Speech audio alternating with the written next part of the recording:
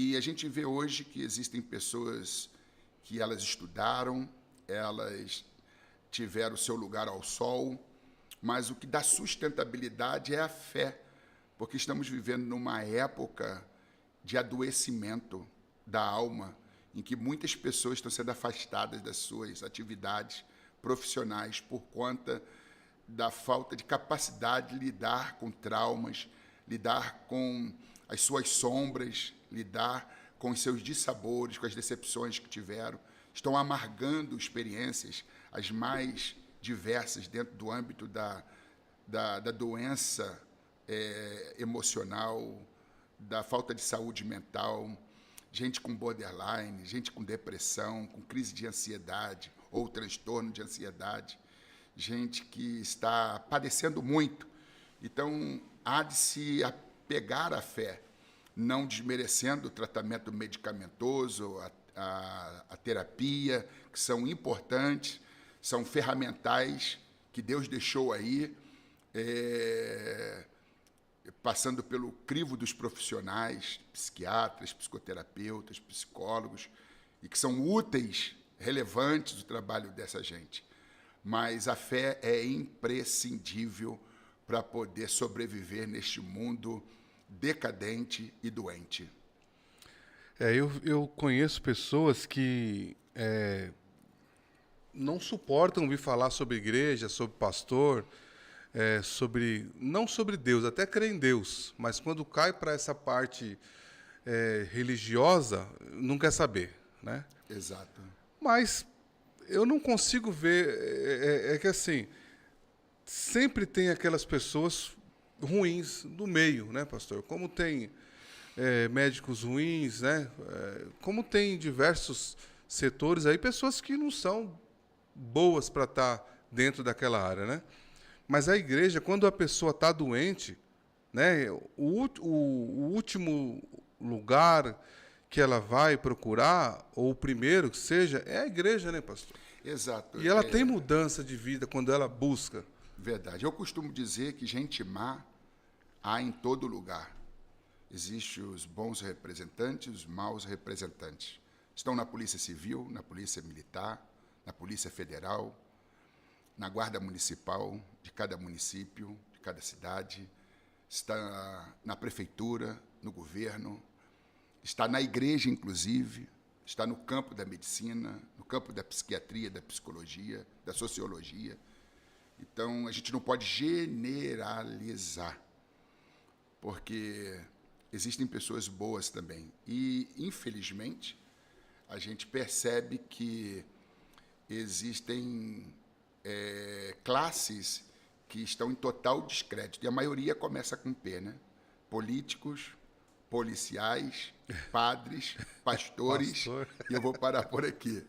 Então, isto porque se busca formação, se busca um lugar ao sol, se busca conquistas, mas não se busca o principal, que é o caráter. Bill Hybels, que é um pastor norte-americano da Willow Creek Church, ele diz que para fazer parte da sua equipe de liderança, o candidato tem que ter o primeiro C de caráter, o segundo C de competência e o terceiro C de combinação. Ou seja, vestir a camisa da instituição, da liderança, do presidente da empresa ou da instituição religiosa. Às vezes se preocupa muito com a questão da competência, do modus operandi, de dominar a matéria, de saber fazer e fazer com excelência, e não se preocupa tanto com a questão do caráter. E o que dá sustentação é o caráter. O que dá sustentabilidade é o caráter, porque as pessoas elas estão aprendendo a se comunicar, elas estão aprendendo a ser carismáticas para atrair, mas se não tiver o caráter, vai atrair e depois trair. Porque carisma sem caráter, já dizia Kaubach, um teólogo suíço, que carisma sem caráter é uma catástrofe. Então, existem pastores, padres, líderes religiosos que só têm carisma, cantam bem, dirigem um culto como ninguém, pregam bem, ensinam bem, se comunicam bem, mas o interior, o caráter, os valores, princípios, a ética, os bons costumes, eles mesmos desprezam isso na prática. E falam, ensinam corretamente, mas vivem uma vida pífia. Existe um termo chamado ateísmo prático. O ateísmo prático é de respeito àquele que diz acreditar em Deus, mas vive de forma como se Deus não existisse. E é o cristão, que é pior do que o ateu, porque o ateu diz não crê em Deus, mas o cristão diz crer em Deus, mas se ele vive contrário aos ensinamentos do Evangelho, ele é um ateu, porque ele assegura a existência de Deus com seu discurso, mas ele invalida esse seu próprio discurso através de uma vida pífia, imoral, hipócrita. Então, isso gerou, digamos, uma desconfiança. E a igreja hoje vive numa crise de identidade, de forma que as pessoas querem ver nos cristãos exemplo de sinceridade, honestidade, integridade, de moralidade. E, às vezes, o discurso é cheio, eivado de moralidade, mas a vida é suja. A vida está dizendo outra coisa. Está dizendo exatamente outra coisa, demonstrando uma natureza de abutre. Então, isso causa um desencantamento, tanto por parte da sociedade, como por parte daqueles que querem viver uma vida séria, que são atingidos, que perdem o encanto, que se escandalizam e acabam colocando tudo na vala comum. Acho que tudo é assim. Eu mesmo já tive crise há muitos anos atrás e perdurou 6 anos. Eu vi tanta coisa bárbara, eu testemunhei tanta coisa nojenta, que eu tive crise de fé.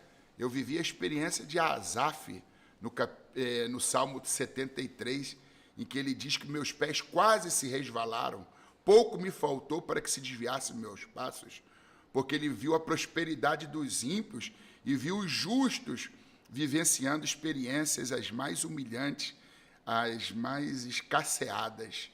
E eu já tive essa crise a partir dessa observação, de ver pessoas íntegras, honestas, puras, sinceras, pessoas com aquela devoção para com Deus e vivendo injustiças, abandono, vivendo as piores experiências, e enquanto aqueles que professavam apenas de boca o nome de Deus, ou que diziam não creio em Deus, vivendo nababescamente, vivendo pelo menos financeiramente bem, socialmente bem, e eu ficava assim questionando, né? Como pode? Será que vale a pena eu me manter puro? São expressões que está lá no Salmo 73. Asaf orava dessa forma. Exatamente. Aí, tá doido, será que vale a pena eu pagar esse preço todo? Então, eu acredito que existem muitos cristãos que estão vivenciando essa crise de fé, por conta da crise de integridade, por parte da liderança. Também. Então, eu encontro muitas pessoas aos frangalhos, os chamados desigrejados, que creem em Jesus, creem na sua palavra, mas não congregam mais. Mas congregar é imprescindível. Cristo é a cabeça do corpo. Alex Cardoso não é o corpo, é um membro do corpo. O Wagner Gregório é um membro do corpo. Sua filha que está aqui te assistindo e te auxiliando, te assessorando, a Júlia, é um membro do corpo. Cada um de nós é um membro do corpo.